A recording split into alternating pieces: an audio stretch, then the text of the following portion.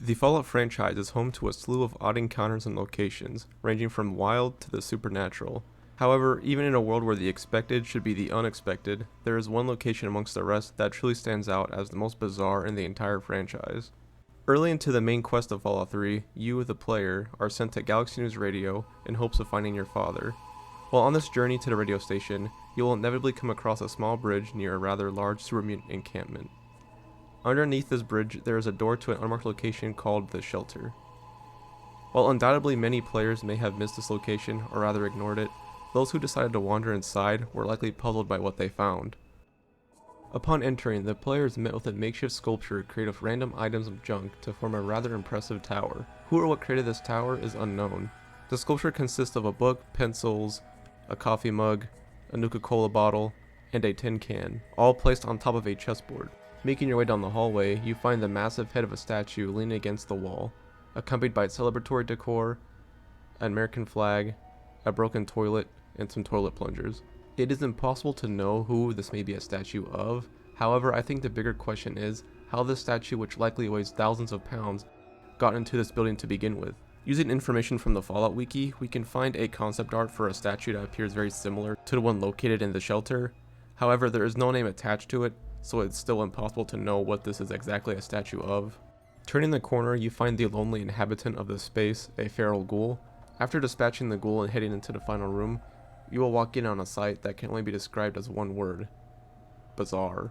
The first thing you will see while walking into this room is that it's surrounded by blood all over the walls, on the floor, and some even on the ceiling, with what appears to be blood dripping from the ceiling.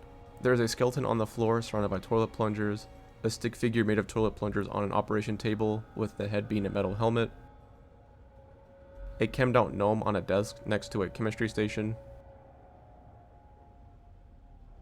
a mannequin with a toilet plunger on its head as well as holding a toilet plunger,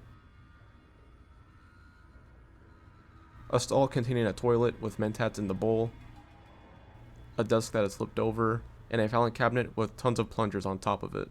There is not any notable loot within this location, only a scene so bizarre that it will leave your mind puzzled as to what exactly happened here. My best guess as to what may have happened in this location is that there was somebody who lived here, or using it as their own shelter.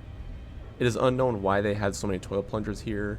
However, the chemistry station and the gnome with all the chems around it give the impression that this person may have been a junkie of sorts. One day they may have brought this ghoul into the location, or the ghoul may have wandered in itself, and a scuffle could have happened between the two, leaving one of them bleeding severely. This is likely what caused the inhabitant of this space to grab the plungers and try and scale the wall with their plungers, indicated by the bloody handprints and the plungers going up the wall. They eventually made it to the ceiling, where it appears the plunger gave way and they came tumbling down to the floor. This fall likely killed them or left them close to death, with the ghoul finishing the job.